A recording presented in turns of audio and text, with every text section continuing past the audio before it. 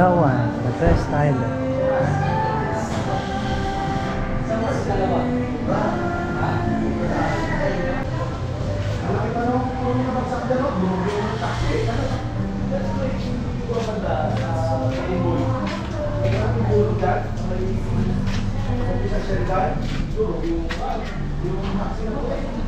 $60? Ikaw na magbayad?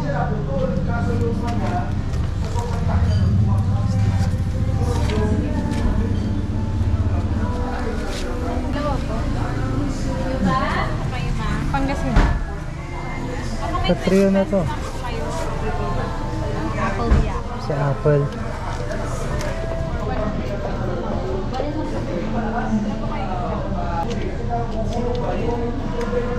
Okay na.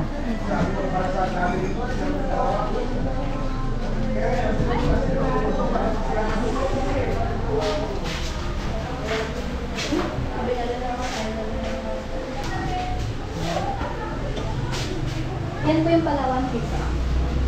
Ay. Yan po yung nasa 100 natin. Diba? Oh. So all over the world, sa Palawan lang siya matatagpuan. Kaya ginawa siya 100. Siya din po yung nasa logo ng Puerto Princesa City. Dito lang sa logo. Yes ma'am. All over the world sa Palawan. In mainland Palawan. Yung babae brown, yung lalaki blue.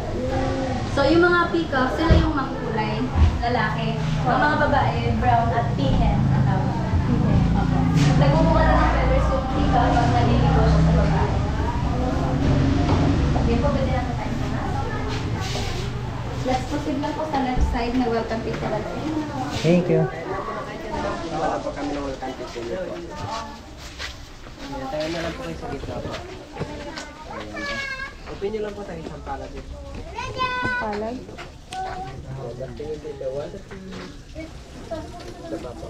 Galing na kayong tribal po. Hingin ko lang rin sige.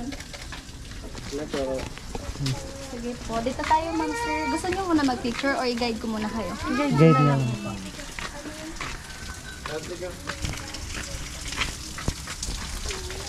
Yan po yung mga butterfly na kakalabas lang. Nag-hatch lang sila sa pupa nila kanina. Talagang dito sila nag-ano? Yung mga pupa ma'am, hina-harvest sila sa halaman. Tapos dinidikit sa stick one by one. And then dyan namin sila papahatching. Makikita nyo agad yung difference ng male and female sa color. Ito isang species lang sila, yung mga orange. Ang mga butterfly po, nakikipag-mate sila sa species lang nila or subspecies. Yan po, male, ito yung female. So malalaman sa color, mas matingkad po yung color ng lalaki kaysa sa babae. Diba po, mas matingkad yung orange niya. So ganun po sa mga butterfly. Saan yung may mga laman pa? Ito ma'am, yung may mga crop wala ng laman. Kapag mga buo pa, ganyan siya. Ganyan. Mga ganito rin. Okay. So yung mga butterfly na to, pag-hatch po ng butterfly, mga 2 to 3 hours silang magsistay dito bago sila makalipad. Okay. Pag kaya na nilang lumipad, aalis down din sila ng pusa. Okay. Ayan. So, ang buhay ng butterfly, nakakalungkot lang kasi maikli lang yung buhay nila. 2 linggo lang po kadalasan. And then, namamatay na. May nabubuhay ng 1 month, pero bihira po yun. Yan po sila ay nalagaan mula egg. Yung egg, maliliit lang po yan.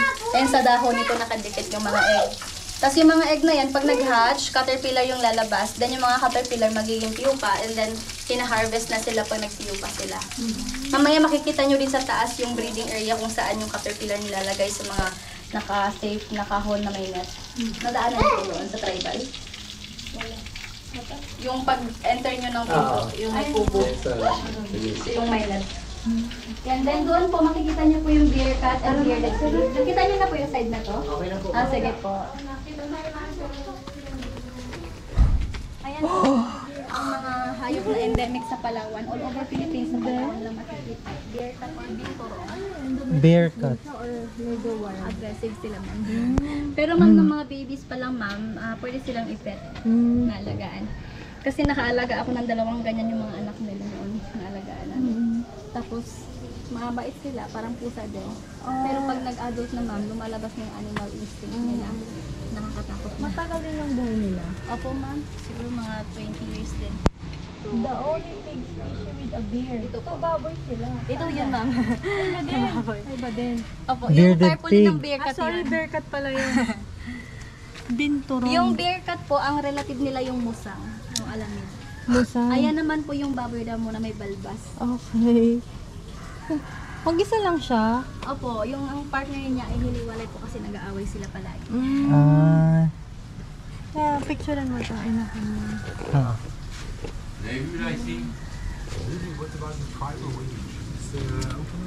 We will go there. Hein? Là, ici. Il y a des appareils. Right now, maybe 12:33, maybe 12:36 or let's go that way, sir. So ma'am, doon tayo sa kabila para makita yung mga scorpion. So, we don't know the exact count of butterfly here because some are dying. Every day, some are dying, some are hatching because their lifespan is average of 2 weeks only po. And then, pag namamatay sila, nahuhulog lang, nade-decompose. Mm. So here we have scorpions.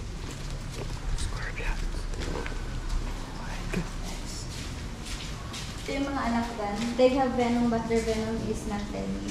Para silang mga honeybee. Kapag na-sting ka, makirot, pero hindi naman sila nakakamatay. Yan o. Pag ito ma'am, domesticated na, alaga na. So sanay sila sa tao. Kapag hindi sanay sa tao, yun yung mga nagsisting pag nakahawakan. Nakakatakot na. Baka Anong bigla ano na- nila? Anong diet nila, ma'am? They feed on cockroach, crickets, yun yung kinakain nila. Yun din yung tulong nila sa environment kasi yun yung mga binabalance nila yung dami ng cockroach sa paligid. Pero hindi lahat ng lugar may scorpion. All over Philippines, sa Palawan sila makikita. Sa Mindanao meron din. Pero yung mga island lang sa Mindanao na malapit din sa Palawan. Which is noong unang panahon, ang Palawan connected daw sa Borneo. Kaya po, meron tayong scorpion. Yun ay because of the land bridge. Ang scorpions na ito ay may possibility na galing sa Malaysia. Because we have same species in Malaysia. Kaya Malay giant scorpion. Eh, Sige po, pwede po. Hala po yan. Nahahawakan ko nga po yung buntot niya. Oh. mm. So if they are hurt po or threatened, that's the time that they will sting. But their venom is like a bee. Hindi sila nakakamatay. They're not deadly, but it can cause numbness or swelling. So it hurts kapag na-sting ka. Pero if they bite you, it's not painful kasi wala naman tong lakas eh. They only use this to catch food. Panghuli lang nila ng cockroach. Pag kinagat ka, hindi siya masakit. Yung tusok yung masakit.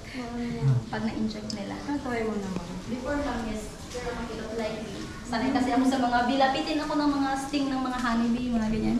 Pwede kasi mag-hike-hike. Yan po.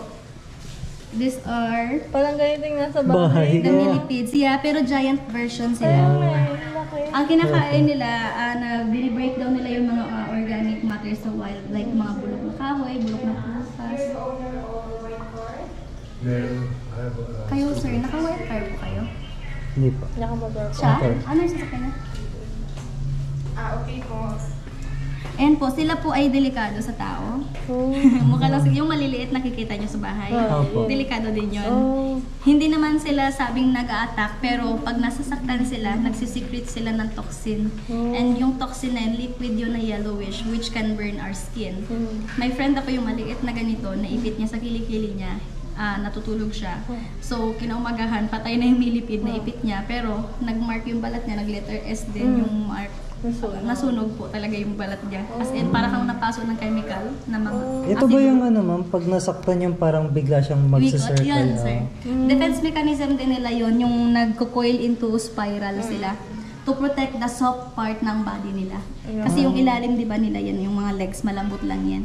Yung taas, ito yung pinapalabas nila sa katawan nila para hindi sila ma-hurt. Pero, yung toxin nila, in any part of the body, pwede nilang i-secrete yun. Millipede means Do not 1,000 feet or 1,000 legs, pero yung legs nila hindi rin 1,000, nasa 100 feet lang din. So, yung maliliit, hindi naman sila delikado basta wag saktan. Pero pag accidentally naipit, napakan, doon sila nagiging delikado. Ang laki, no? Fred, akit ka? Pwede pagbababot na lang yung sila si Yuka doon sa may shop natin, Oh, Chris. ang cute. Purple. Thank Ang you, lilit Fred. na scorpion. Yan mga baby po. Alam niyo ba yung mga baby, mas matatapang pa yan sa adult. Ala. Ito, tinitrain pa lang namin. Ito yung nakakasting sa akin dati, yung mga maliliit. Pero pag maliit, depende sa level ng balat mo. Kasi pag malambot din yung balat mo, hindi yan basta-basta nakakatalab yung buntot. Bebawakan ko. So, kailangan pang i-train. Sige ma'am, hindi lang naman mag-sting basta wag mong saktan. Nagkakoil lang. Ito po, nakikita niyo yung insect, no? Mukha siyang dahon, leaf insect ang tawag. Ito ba sa baba? So, dito sa Palawan, nakikita natin yan sa mga forest. In other province, may ibang ganyan din, pero ibang species. So, maraming mga Palawenyo ang hindi familiar sa leaf insect. Pero dahil kay Antonio Pigafetta, malaman na noon pa lang, mayroon na palang ganyan dito. Si Antonio Pigafetta ay yung chronicler ni Magellan. 500 years ago, according sa chronicle niya, nakakita sila ng leaf insect sa Palawan. Insect na mukhang dahon. Ito rin. Kung may insect na mukhang dahon, may insect na mukhang kahoy. Oh, ayan. Ito. Ayan sila. Stick insect. So, hindi sila nangangagat harmless. Ito yung babae. Lalaki naman kapag skinny. Ah, ito. Dahon lang din yung kinakain nila. Dahon lang yun. Mabilis dumami yung leaf insect tsaka stick insect kasi kahit hindi sila nakikipag-mate, nakakapag-reproduce po sila ng egg.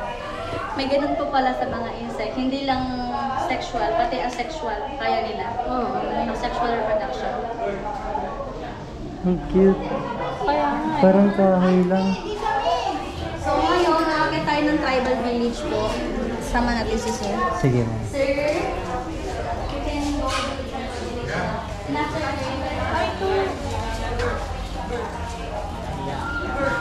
Yan yung may mga laman pa, oh.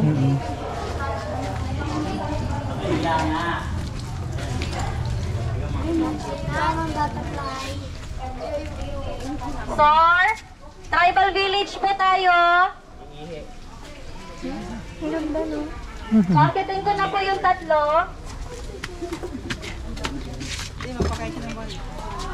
Ha? Akit muna kami. Sige po. You will meet one of our IPs or indigenous people. Si Kuya, member siya ng Palawan Tribe. Anong tribe po? Palawan. Nakakatagalog naman po yan sila. Saltwater crocodile. That is a saltwater crocodile. Bata pa po siya, nasa 10 years old pa lang. It's only 10-year-old, but it can live up to 70 years, like Lolong. Oh, But yung mga saltwater crocodile, they can survive in a freshwater din. Kapag freshwater crocodile, hindi sila nakakasurvive sa saltwater. Ah, So, yan po ma'am, sir. Just cross the road wait lang. Delikado may ka.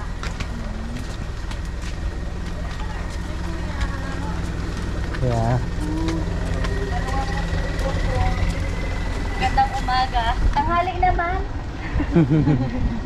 Man kasi parang man is uncle. Parang ganun sa kanila. Tribal village.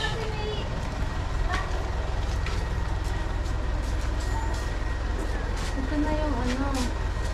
Tawag dito?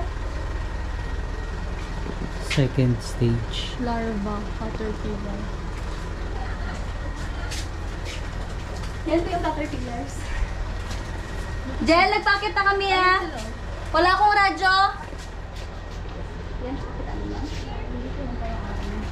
Yan, marami yung mga piyuta na. Ayun. Ina-harvest. Nalos na. Ito na yun. Parang sila po yung dalan. Ang dami nila sa taas. Bago lang ba?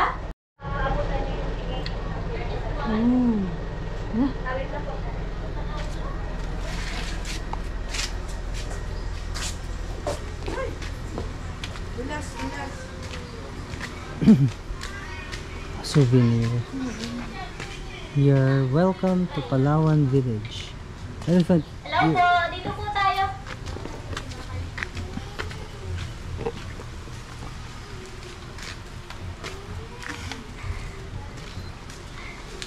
Ma'am, You can sit down na po. okay lang po. Ah, yes po. Thank you. Hindi pwede sir, bawal siya. Okay lang po. Wala Thank pong you. problema.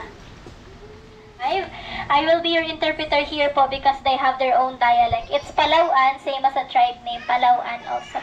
Okay, so ma'am and sir, they are the Palauan tribe po. And the Palauan tribe are the original inhabitants of the southern part here in mainland Palawan.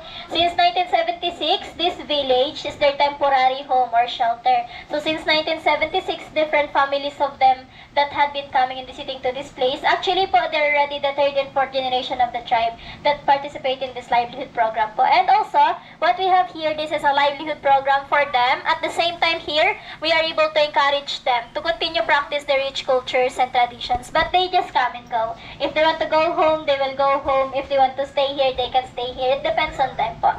Some of them stay here for a couple of weeks or months. The others just 1 or 2 nights. After that, they will go home in the mountain. It's 200 kilometers away from here. But they don't walk. They take public land transport po. Pabiribagtik.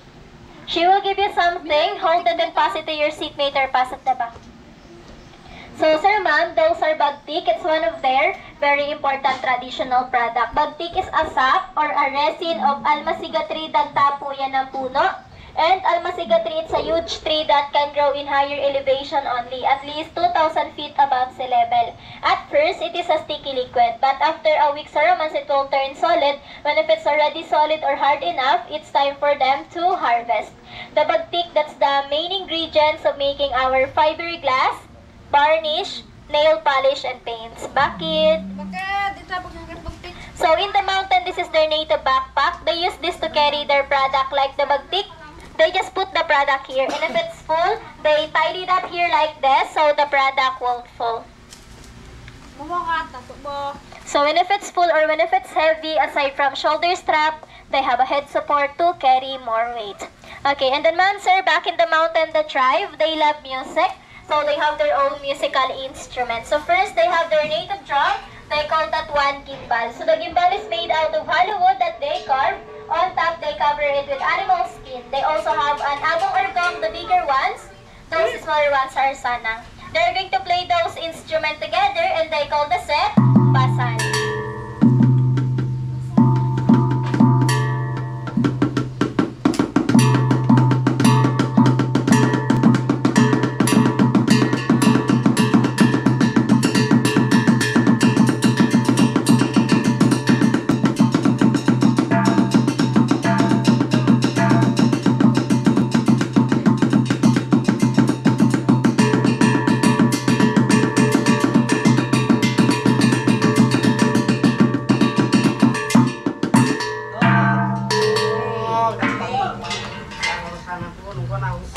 Okay, then here, ma'am, sir, they don't dance to entertain guests or visitors because tribal dances are rituals which mean sacred. So they just dance when they have ritual events only, like weddings, good harvestings, and prayers. Then before the arrival of a modern guitar, the Palauan tribe have their own 2-string native guitar. Actually, that guitar is considered as one of the first guitar here in the Philippines. They call that guitar kudjati or kudtungan. They're going to play a music now, and it's Brogit song, which means bird song.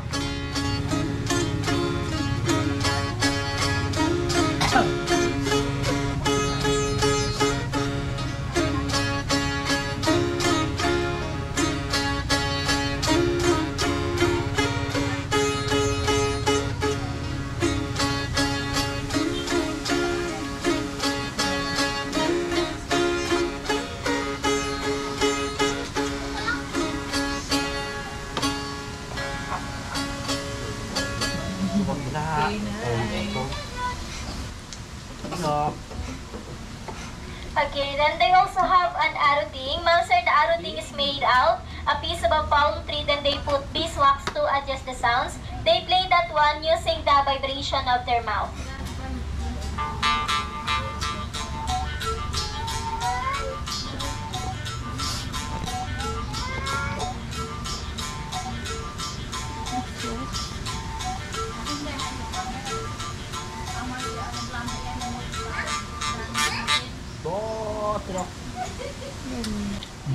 Okay, then ma'am, sir, back in the mountain, aside from they are music lover, the Palauan tribesmen are also hunter-gatherers.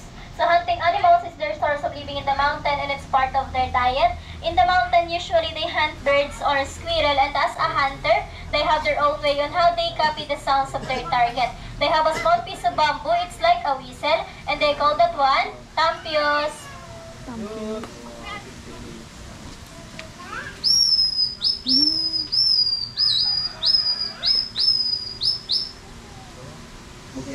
So when their target is already visible, they just need to ready their blowpipes or blow darts. Sapukan in their dialect, sumpit in Tagalog. And now, look at the drawing pig at that cartoon. Oh. Sa pool.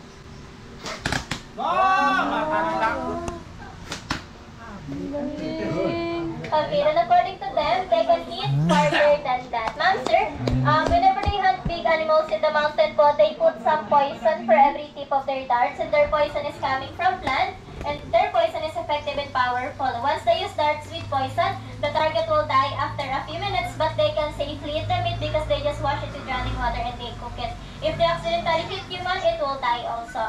So in here, we are not allowing them to shoot animals anymore since they are here in city. We have a lot of market. Therefore, they can buy their needs in one. So from that donation box later, we will going to open that. They have a food allowance on that. They use it to buy their needs in ones in the market. Okay, so now, so he's going to show to you on how they make fire in the mountain. That process called santikan, which means to strike or friction. They have four materials, or they use four materials. They have a piece of metal, they have flint stone, native cotton, and dry grasses.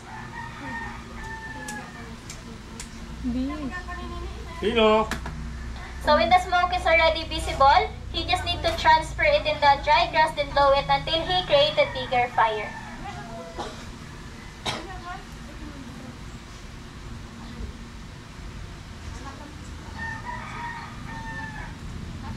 Bilis mo. Samantalang tayo. Bilis. Bakal, bato.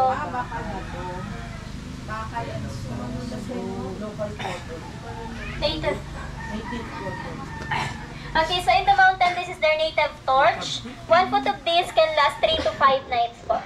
This is a pure sap of a tree. They just wrap it with leaves, and they call this salong or sahing.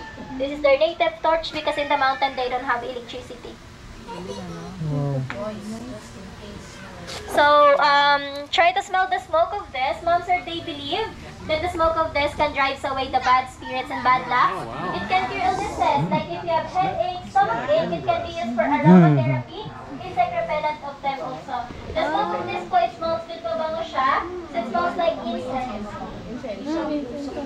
Ma'am, here. Vlogger. Thank you. Okay, and that's all po for our cultural sharing. If you want to know more information like how this livelihood program started, we have a lot of information at the back. If you want to donate po, we have our donation box there. And if you're a coffee lover, we have a coffee shop in the garden po there. You can try and purchase the Sibet coffee. And if you want to try the Tungkat Ali coffee and Durian coffee po, they also serve it there. Okay, and that's all po. I'll give you time to interact with them. You can take picture with the tribe po. You can hold their pet. It's a non-venomous python. Then we have our photographer here, but they're going to take free shots only po. And also, if you want to say thank you, it's Magsukur. Magsukur. Okay? You take picture na po yung pen. Gusto niyo po mag-picture with the tribe first po. Punta lang kayo dun sa bahay nila to take picture. The other group, you take picture with a snake. Ma'am, yung pen po muna. Punta po kayo sa bahay nila. Then, solo, dalawa. Oo nga eh. Yeah.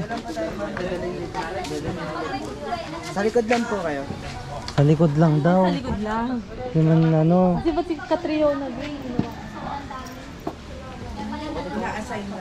Sa likod lang kayo, sir. Pwede na hawakan lang. Dito po tayo mag-survival. Ano po dito? Okay, 1, 2, 3. Thank Thank you. Bigat. Ayan na. May nakahawak na ganyan. No. Oo. Kiwapin. Tayo dun sa tribe. Oo.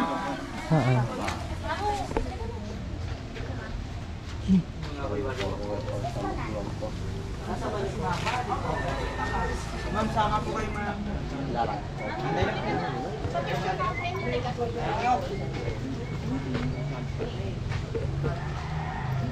Mukha lang sa kate. Ditong bananas. Ray-ray ho, yamin. Python, laki oh. Naman.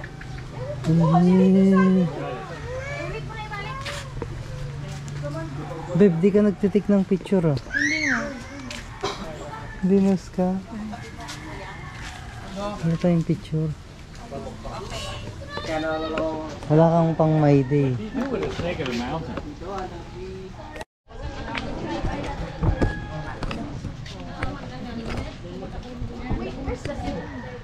Pumasok na sa loob. Gusto mo papapi? Saan na magdodonate? Ako anot bato nyo! Ako anot bato! Aray! Similaw! La, lingkapat, dapat bato! Ano mo kanya ako? Ang bato, ang bato! Ang bato? Ako anot bato ng bato. Atin, bato yun oh! Ako anot bato! Wala magtuwi.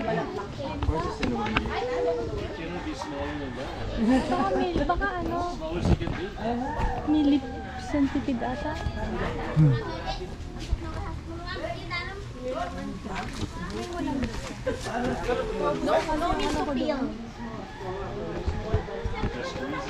Yeah. Ay?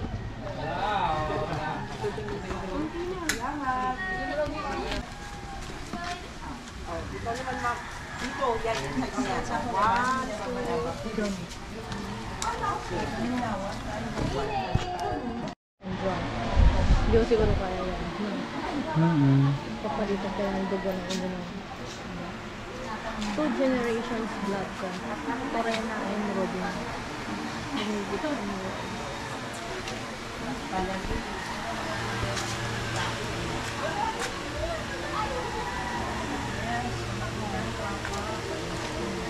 Sa trio, nag-trio.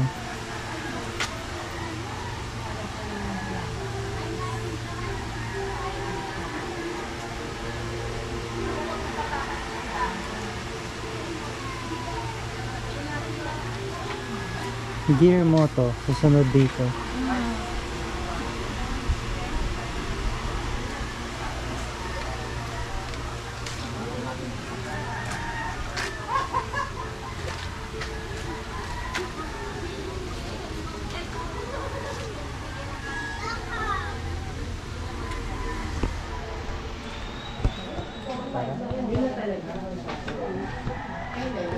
Tongkat Ali.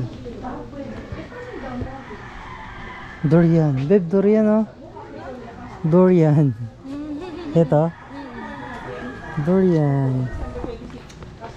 My favorite.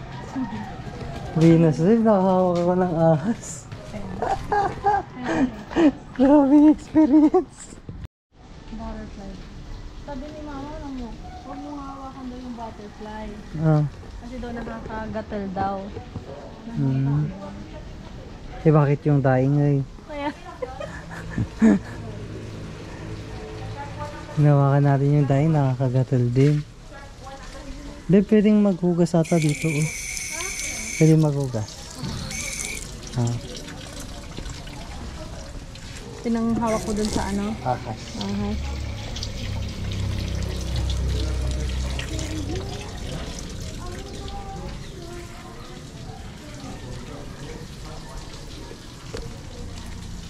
Nag-meeting ko yung dalawa. Saan? Ito, yung dalawang ito. Ayaw nga, ayan ah. Hindi nyo ko nilalapitan ha. Yung dalawa. Ayun o, yung dalawa na naman sila. Nag-meeting na naman sila. Ayaw sa akin. Ako ang hawakan mo. Ganda no? Oh, Buti punta tayo dito, babe. diba? Parang Muntik na tayo hindi matuloy. kaya nga eh. Hinahanap ko. Asan sila? Langgit na ano. Uy, yan ba yung Morpho Helena? Hindi ko alam. Nag-ano siya? Nagkukan sila yung pollination. Morpho Helena yung blue, black, tsaka white. Yan? Oo. Hindi ko alam. One of the most beautiful. Yan yung pinakamagandang butterfly. Daw? Oo. Alin ko dyan? Parang ganun eh. Wala bang Maria Diki dyan? Ito Orido. Kakaiba din oh. Ang ganda rin. Papakisikat siya sa'yo, bebo. Ang ganda nga eh. Maganda rin ako, sabi niya. Ako rin, sabi niya. Nag-aano siya ng pollen niya. Nagsasak siya ng nectar. Diyan dumadami yung mga halaman niya. Ay, mabul ko. Kana? Torch ginger. Yan, nahilig ka sa ginger. Bro.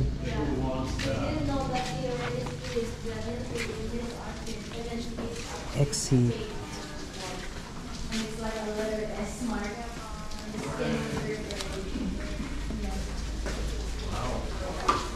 The perfumes in Palawan are not that Junela?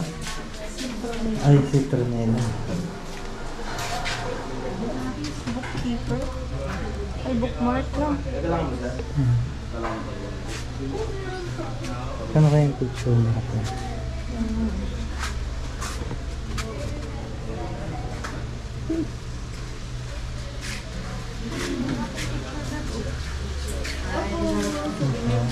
Yes, ma'am, sir. Sorry. Saan po makikita yung mga pictures? Picture po, doon po sa harap ma'am, sir, check niyo po na gawin. Check niyo po yung mga picture niyo po and meron din two shot with the snake, isang full po, tapos isang close up. Ito rin po yung picture niya sa entrance kanina. May butterflies pa rin yun. And then ito yung tribe, merong smiley, thumbs up, some peace, and heart. Ayan. So yung picture niyo po nasa ano rin, 2 or 7 items po. Pwede yung pilihan na. Pwede nyo rin pong ipa-print. Ganito na po siya man pag pina-print ko po. Magkano to? Yung ganyan natin is 200 lang. So may share na rin yung tribe po kada bili nyo ng picture. Waterproof na rin po siya. Ano Na rin siya nag-picture. 200 na ba? 200. 200 each po.